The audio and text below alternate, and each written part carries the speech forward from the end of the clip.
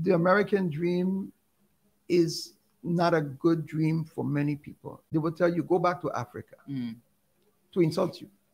Yeah. Or if you don't like it here, go back to Africa. A journey to one Africa.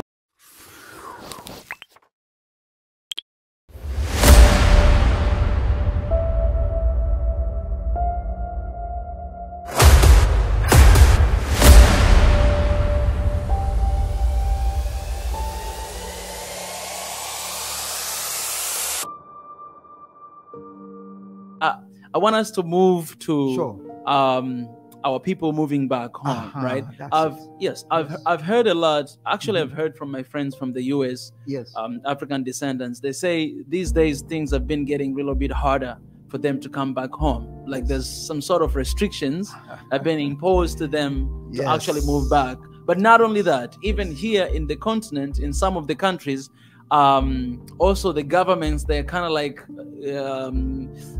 strengthening a little bit, like not really allowing, it's not really easy for you to come here and like everything to just move smoothly. It's not, and it has everything to do with the loans and aids that we get. So there's some sort of like agenda in the behind the scene that is going on to stop you guys. It's not out in the open. It's not officially spoken. Exactly. But trust me, stopping you guys to move back home, because when you come here, of course, black they know why. Consciousness. Trust me, they know why. They know why. They know what's gonna happen. Yeah, they know. You see, I will tell you briefly our own experience. Yeah. Okay, we came here December 20th, 2020. No, not December 20th. December 9th, Independence Day, Tanzania. I never forget that day. Wow. Yeah, we came on the 9th of December. We arrived on the 9th of December. And, you know, I bought the ticket. I booked the ticket. And the ticket was canceled. And I didn't know it was canceled until I double checked, because knowing what I have been doing for the past 20 years, I know that there may be some issues in terms of challenges. You know, this thing about radical truth is not something that we just picked up today, you and I, or 4 years ago, 3 years ago, right? This has been a long, ongoing process. So the ticket was canceled. So we went and tried to book it, and they said, sorry, you cannot book it again. All the seats are gone. I said, no, that's impossible. You have my money? Yeah. Those six tickets, I need those tickets. It took me 3 days to conclude the purchase of the tickets. And I was up to the task because I had heard a week before on a YouTube channel right here in this country, one YouTuber was saying how she was getting complaints from other diasporans who were traveling using a particular airlines. I wouldn't call it airlines, but I'll call it Qatar Airlines. Let me just call it. Yeah, let me just say. At the time, there was a problem. So what would happen was she was getting complaints that people were buying the tickets. They were showing up at the airport only to find out that the flight was canceled, or being told that the flight was canceled.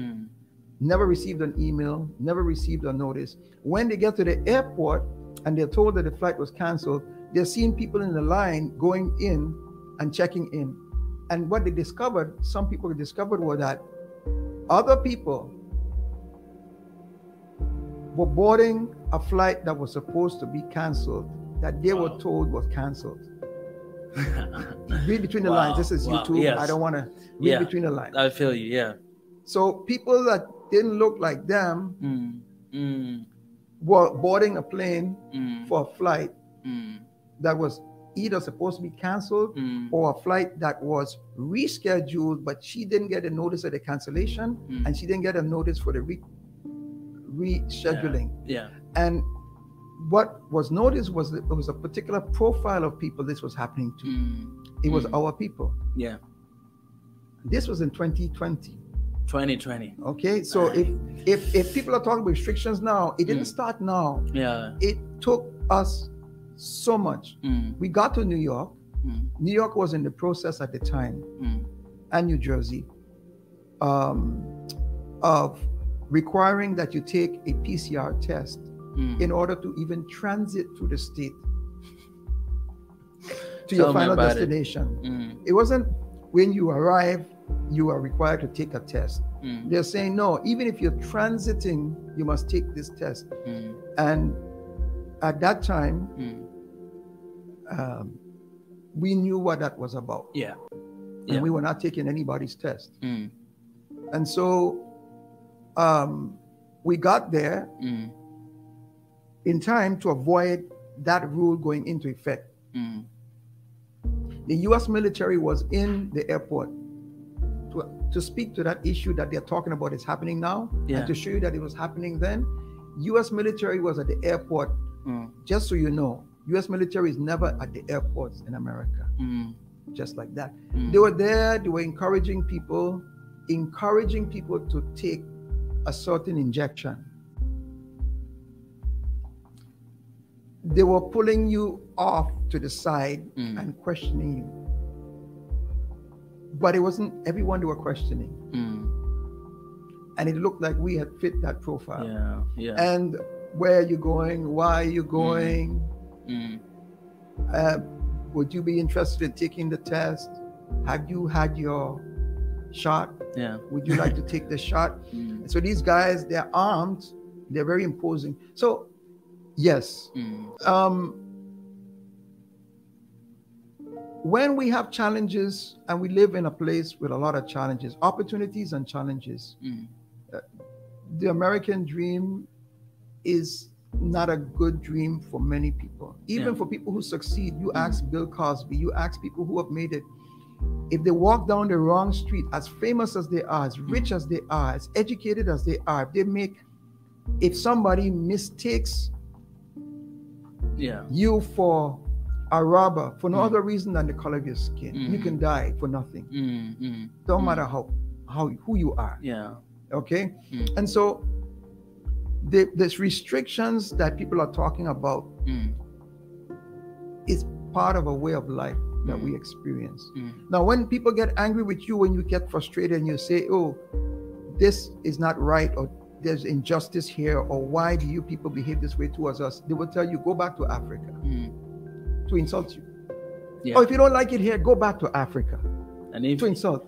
And when you try to come back, there's a restriction. My point is just that. My point is, now many of us have come to the realization that there's no place like home. Those of us who have escaped the educational programming, the way we've been socialized to view Africa, those of us who have now taken the DNA tests and done our research, those of us who have gone far back in the history books, and we're not starting with slavery, we're starting before slavery, we've come to realize that, really and truly, this is home that these people are insulting us about. Let us go home. Now that we're coming home, they're saying, why do you want to go? You shouldn't go. And so there is a big backstory to this whole issue of why it is now becoming difficult to relocate to the continent. It's not as simple as buying a ticket. It is if you have the right mindset. But if you don't have the right mindset, it's a bigger challenge. Why do you think it's becoming difficult? And I think it's going to become even more difficult in the coming days. Because the propaganda, the apparatus of propaganda that exists, if you can hear what I'm saying without me saying it, I can say it much more clearer, but you're intelligent and you have an intelligent audience. The propaganda machine that is the media, the mass media, which is controlled, and I'll stop right there. The educational system, all right, all of it communicates the idea that you want to stay in the land of the free. You want to stay in the Americas because this is where the opportunities are. You don't want to travel. You shouldn't travel to that place. That place is the place. People are hungry. There's too much instability. They're not civilized. They're not developed. You don't want to go there. That's the image that's portrayed. That's the paint the canvas with a painting that speaks of lack of development, instability, and lack of safety. But that is not working. Yeah. Okay. And because it's not working anymore, that's where this covert, I would say, initiative to discourage us from going. The latest discouragement now is what's happening in West Africa. That's the latest discouragement. This whole idea that we need to be in America if we want to be free. We have broken free from that lie.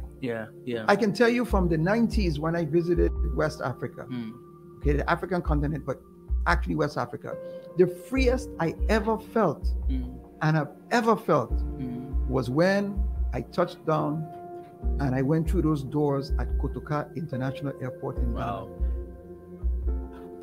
More free than the Virgin Islands, more free than the Caribbean, and the Caribbean is free, okay? I felt freedom that I've never felt. And of course, by the time I came to Tanzania, it's okay. I'm home. Even though I know my people are from West Africa. Okay. So the lie is out. The lie is losing its grip. And so now they have to, but they cannot be so open about it. They can't come and say, please stay because we don't want you to go home. Because if you go home, the truth about the West will be exposed. If you go home, the diaspora and the African continentals coming together will be a force to be reckoned with. If you go home to Africa, that we've been telling you should go home as a matter of reproach, but now we really don't want you to go. If you do that, then the resources and the know-how of the Africans on the continent and our awareness, we as diasporans, of how they think and how they truly behave and how they really, what they really think of Africans. You see, you guys, you see people coming and they're smiling and they're heavy-handed, but they're giving you money and tips. They give you grants. They give you everything. They give you IMF, you know what I'm saying? Well, but they do all these things, and you think that that's what? No, they don't. They care for you. And I'm not preaching hate, I'm a minister. I'm an ordained minister. Doesn't mean anything now, because now that I know who I am, for the past 8 years, I know who I am. The ordination doesn't mean anything, but for those people who, you know, the ordination means something to. I'm an ordained minister, okay? And I can tell you, this is not about hatred. It's only about knowing who you are, loving who you are, and loving your homeland. That's what it's about. And anywhere else in the world, that's celebrated. Why can't it be celebrated and acknowledged for what it is when it's us?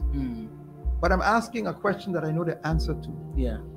The day that we discover who we are, discover where we belong, and we go there, is the day that we will begin to unify. And the day we begin to unify is the day that we will find our destiny and our purpose. And it's the day that they will begin to leave. They will not leave as long as we stay where they are. They will leave Africa when we return home. You will not progress in Africa until all of your brothers and sisters are here. The ones who don't come, they don't belong, because in their own minds, they have decided that they shall remain in somebody else's land. And so I can be a proud Caribbean person. I am, only because I'm an African. I love that. I love that. Because you're proud an African, you're proud Caribbean. That's what. Wow. No other reason. That's beautiful.